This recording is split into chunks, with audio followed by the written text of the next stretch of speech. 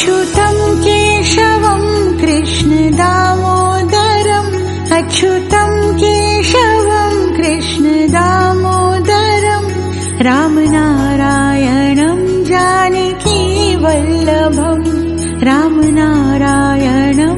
जानकी वल्लभम् कौन कहते हैं भगवान